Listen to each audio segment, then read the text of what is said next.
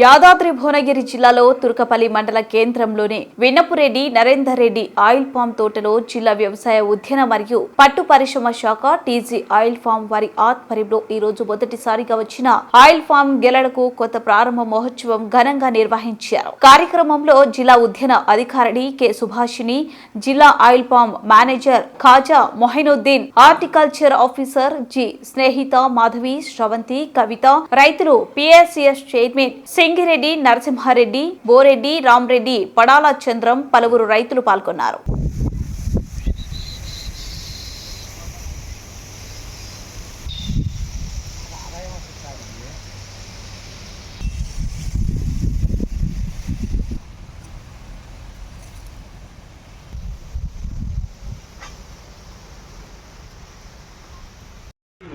దానికి ఏం నేను చేసింది లేదు, దేనికి నేను కెమికల్ మంది తలుచుకోలేదు, వేయను ఆర్గానిక్. దాన్ని కూడా ఏం చేసిన నాకు నా దిమాగ్ పెట్టి మొత్తము 2-3 అడుగులు కింద మట్టి ఉంది, ఇంకో 2 అడుగులు మీదకి పై నుంచి మట్టి వేసిన మట్టిని ఏం చేసినా దానికి ఒక 2 ట్రాక్టర్ ఫస్ట్ లింక్ అయితే వచ్చింది.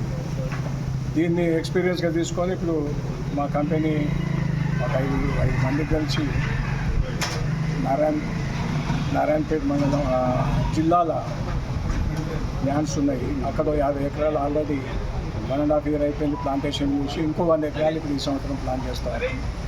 ఇది అందరికీ ఆబ్సెంట్ ల్యాండ్ లాడిజంగా వరి కంటే బెస్ట్ అయిన క్రాప్ ఇది అని రైతులకు చెప్పదలుచుకున్నాం.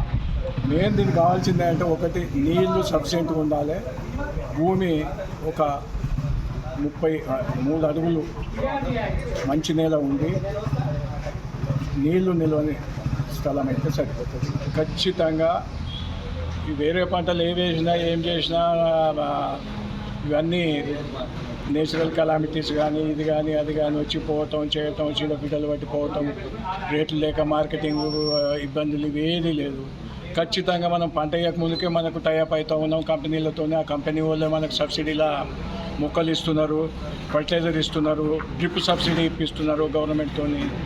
పెద్ద రైతు 100 ఎకరాలు వేసినా డ్రిప్ సబ్సిడీ ఒక్కళ్ళు లేకుండా పోతుంది, కానీ మొక్కలకు సబ్సిడీ ఉన్నది. మొక్కలు 4 ఏళ్ళు పెంచుకోవడానికి ఫర్టిలైజర్ సబ్సిడీ ఇస్తున్నారు. కాబట్టి ఇంతసేపు అది వచ్చి ఆ డ్రిప్పులు చదువుకున్నాడా, మళ్ళీ పోయి నౌకరీ చేసుకొని పొద్దున్నలో వచ్చి మళ్ళీ చూసుకున్నా అయిపోతుంది. 2-3 ఎకరాలు 4-5 ఎకరాలు జాబ్ చేసుకునే జాబ్ హోల్డర్ కూడా రోజుకు 2 గంటలు స్పేర్ చేయగలిగితే 5 ఎకరాల ఫామ్ ఆయిల్ చేయొచ్చు లేదు. కాబట్టి రైతులందరూ మెయిన్గా వరి కల్టివేషన్ చేసే రైతులందరూ వరిని వదిలేసి దీనికి రావటం మెరుగు. వరిలో చాలా ఇబ్బంది ఉన్నాయి. మేము కూడా 250 ఎకరాలు వరి చేయలేక ఇప్పుడు 50 ఎకరాలు చేసాం, మళ్ళీ 100 ఎకరాలు ఫామ్ ఆయిల్కి వెళ్ళిపోతున్నాం. వరి మీద బెటర్గా ఉందని చెప్పండి.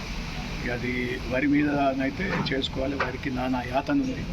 మన దగ్గర నీళ్లు నిలవడని చిత్తడి నేలలు తప్ప మిగతా నేలలన్నీ వరిని పక్కకు పెట్టి వరి ప్లేస్లో ఈ పామ్ ఆయిల్ తీసుకొస్తే ఒక 5-10 ఏళ్ళల్లో కొంత రైతులకు వెసులుబాటు ఉంటుంది.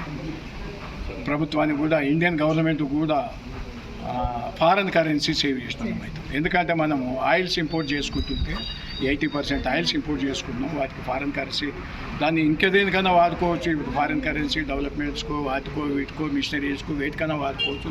తినేటందుకు ఫారెన్ కరెన్సీని వేస్ట్ చేస్తున్నాం ఇండియాలో. దాన్ని చేయగలిగితే బాగుంటుంది.